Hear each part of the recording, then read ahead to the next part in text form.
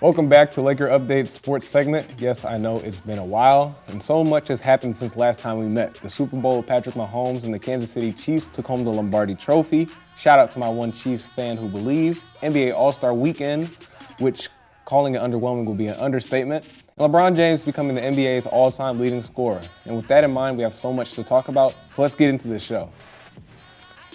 The Ravens franchise tag Lamar Jackson. As of yesterday, the Ravens have used the non-exclusive franchise tag, which will pay Jackson $32 million contract for this year. And for those who do not know what a franchise tag is, with that, the Ravens can now put a tag on him to make sure he can stay with the team for at least 1 year for $32 million. Jackson now will negotiate with other teams and see if they will give him an offer. And then with that in mind, because they gave him a non-exclusive franchise tag, the Ravens can match for this amount. For Lamar, I believe the relationship with Baltimore is over. This contract talk has lasted for just over 2 years, and both sides have not been able to meet eye to eye. So what did the Ravens say? Okay, we're not going to negotiate any more contract talks. We will allow other teams to set this market for you. And in theory, this is smart contractually. If you haven't made any contractual progress, both parties want two different things. So you know what? Put your money where your mouth is, Lamar, and let's see how much the market is for you. But my issue is the market for a quarterback of Lamar Jackson's caliber is around $45 million. The Ravens know this. And Lamar Jackson knows this as well. He knows his worth. And the Ravens don't seem to know it, though. Daniel Jones got his money. He signed a $160 million contract. Deshaun Watson got his money. $230 million guaranteed. Josh Allen got his money. Dak Prescott got his money. And yet Lamar Jackson cannot be paid for what he's worth. So to me, the whole thing is about allowing Jackson to see his market worth is just an excuse not to pay him and get his services at a discount. If I'm Lamar Jackson, and this is for anyone in this world, you do not negotiate necessarily what you're worth, you negotiate for what you can get. And I'm all Team Lamar all the way. So now let's get into the NFL Combine. This NFL Combine was great. And one of the players that I really thought really popped off my screen was Nolan Smith, who tore his right pectoral muscle in November and missed the rest of the season. In my opinion, he had the best combine of any defensive player in this year's draft. He ran a 4.38 second 40-yard dash, jumped a 41-inch vertical, and a 10'8" broad jump. And get this, at 238 pounds, he is now the second heaviest player to run a sub-4 440 and have a 40-plus inch vertical jump at the combine since Vernon Davis in 2006. The production wasn't great, as you would want from a potential first-round pick, but his athletic ability is extremely rare and would cause many teams to take a gamble on him in the first round. My next player, DJ Turner out of the University of Michigan, ran the fastest 40-yard dash at the combine this year, running a 4.26 40, and that is speed you cannot teach. Many scouts and GMs will look to reevaluate the 6 foot, 180-pound defensive back as a potential addition to their secondary in this April's draft. My next player is Deonte Banks out of Maryland. He is one of the most athletic defensive backs in this draft, running a 4.35 40 with a 42-inch vertical jump and an 11'4" broad jump. That will get you drafted for sure in the first round and get you many first-round looks in most situations. Banks also has elite size. At 6 feet tall and 197 with arms just under 32 inches, many teams today expect solid numbers, but these are just pop off my screen type of numbers. Expect him to have his name called early in next year's draft. Adetomi Adebayor, out of Northwestern, was one of the most impressive combines this year. At 290 pounds, Adebayor ran a 4.49 40-yard dash, jumped a 10.5 broad jump, and 27 reps on the bench of 225, which were among the best at his position. Adebayor eclipsed Aaron Donald for the fastest 40-yard dash by any player over 280 pounds since 2003. Anytime you're in a conversation with Aaron Donald as a defensive tackle, it is safe to say that you are starting your career off fairly well.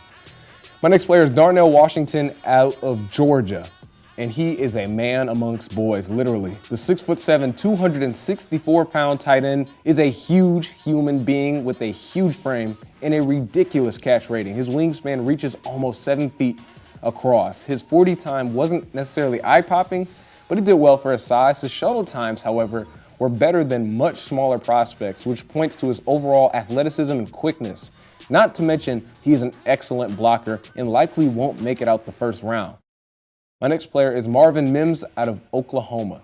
He performed extremely well in all aspects of the combine. The Oklahoma receiver ran a 4.38 40, jumped a 39-inch vertical jump, a 10'9" broad jump, and a 6'9" three-cone drill. This is extremely exceptional. He's very versatile on the offensive side of the ball. He's a big play waiting to happen both on offense, and he could be a nice addition in the return game. He will be very appealing. And then my last player, my last defensive player, I should say, is Jack Campbell's 40 time. Jack Campbell from Iowa. Don't think that his 40 time, just because it wasn't great, he is an athletic. He is excellent in the rest of his drills. He showed his elite quickness and overall athleticism, which popped out on tape at Iowa and in the games that I watched. Campbell's three-cone drill, which measured the ability to change his direction at high speeds, was a 6.7, and that was one of the highest that we have ever seen in the past decade and a half at the combine from an inside linebacker position, and was the fastest, and it was faster than many skill positions, I might add, which is why I have him as my linebacker 1. For the last player in our combine freak list is Christian Gonzalez. Christian Gonzalez ran through the many defensive back drills with ease and looked so smooth the whole time, excelling in every situation on the field. His testing results were off the charts, posting a 4.38 40, a 41.5-inch vertical jump, and an 11.1 broad jump. I'll be hard-pressed to find a prospect who I have more confidence at the pro level than Christian Gonzalez. Now switching sports, we are going to the NBA. With the end of the NBA season coming fairly close, I want to give some of my early NBA awards. For MVP, I have the process, Joel Embiid. Many of you think that Jokic should be the MVP, and I don't necessarily blame you. He's averaging a triple-double with the best record in the West and scoring with elite efficiency, but Embiid is just a monster. This year he's averaging 33, 10, and 4 assists, plus he's shooting the ball from 36% from beyond the arc. Not to mention he has been absolutely dominant on the defensive end, averaging just over a block and a half a game, which is why, for me, he's my most valuable player of the year. For Rookie of the Year, do we really need to say much? It's Paolo Banchero, and it's not even close. He's had the most 30-point games as amongst all rookies with 4. He checks every single statistical category against all other rookies. He will be a future star in this league for many, many years to come. Just a phenomenal player and phenomenal season. For my Defensive Player of the Year, it is first-time All-Star and former Michigan State Spartan, Triple J, Jaren Jackson Jr. As a big, he's been the most versatile defender in the league. He leads the league in blocks with 3 a game. It's absolutely monstrous. When he's on the court, the Grizzlies defense jumps from the 20th ranked defense into the 3rd in the NBA. He can come out in the perimeter and guard some of the best guards in the league, can rim protect at an extremely high level, can switch on the pick and roll at an amazing level as well. He's just been amazing to watch this year, and I can't wait to see him as the Grizzlies try to make a playoff push. Now for our last segment, thank you for, sitting here with me this whole time. I did a sit down with Maxwell Bowers and Max Gross to preview this year's boys varsity baseball season, as well as to see where their development has improved from a skill set on the field and off the field as well. So we're here with Max Gross and Max Bowers, 2 players on our varsity baseball team. How you guys doing? Good, how about you? I'm doing good. I'm doing good. So you guys had a really good season last year. You guys broke the school record, probably the best team that this school's seen in a very, very, very long time, obviously. Where do you look to build off a season like that where you've had so much success? Are you looking to break that record? Are you looking to look at more improvement individually? Or what is your thought process on how to get better? I don't think the record's something that we even came in last year looking. I think our main league every year is just to win our league. And this year, I think we're in a new league, better competition. So I think that'll be the main point of focus this year to continue our success into that new league. Mm-hmm. And then building on top of that, it's pretty obvious that we haven't had much success in the playoffs past couple of years. So this year we're looking forward to being in the playoffs and making it further and trying to win it all this year. New team, you lose some seniors, but I feel like for the most part, your team is still the same. So where do you see your team ceiling, per se? I'd say with the young players and the transfers we got, Because we know what we have in those top guys. It's going to be the young guys who, like myself, who bring us to that next level. It'll be those guys who are going to, because we know what we have in players like Max, players like Adrian, players like Logan. And yeah, we lost some seniors last year, like Tyler, Matt. Those guys were, they were big. And Josh, those guys are big to us. But, we have some really good younger players, and those kids are going to, we're going to push our team to that next level. Mm-hmm. Yeah, but I've seen in, practices and stuff that we've been doing this offseason, those young dudes that we've had last year, we have a nice little young core, and they've been making some big jumps that are much needed for this season if we want to be able to do what we want to do. Right. And you talk about a big jump, and it's funny that you say young guys. Last year, you were a young guy. You were a sophomore. Now you're an upperclassman, a junior now in Bowers.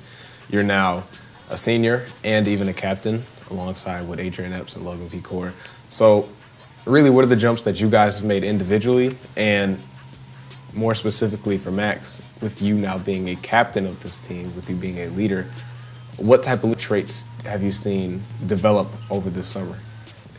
Leadership is one of those things that have always been kind of tough for me to be able to do and actually imply into my game onto the field. So really, it's just going to be about me being more comfortable with being able to be vocal and being able to keep guys straight and make sure that they're locked in and be able to speak up and say something. Because just me, I shy away from stuff like that, and that's what kind of holds me back from being the leader that I kind of need to be. But if I can really put that aside and get out of my shell for that, then I think that my leadership will be able to be a lot better. Making that jump from not playing all the time as I was as a sophomore to now I'm going to try to play more and share the position with Zach. We're going to try to play a lot together. So that's going to be important because we're going to have to, as a catcher, you're automatically the leader. No matter you're a freshman, you're a senior, you're going to be the leader on the field. There's going to be those captains, but I mean, let's say you're a captain, you're playing center field, you're not going to be able to talk to the pitcher. You can't talk to first baseman. As a catcher, you're there. You have to talk to everybody. You're in control of the field. For those who don't know, catcher is arguably the most important position, for sure. So and then another question that I really was kind of curious to ask you guys about for this year was, like you said, that competition jump. You have now jumped from another league, but now you've mentioned the competition's a little stiffer. Games are probably going to be a little tighter. You're going to have more intense series. So how do you feel like you guys are going to be able to withstand a tougher schedule? A lot of it will come down to our pitching.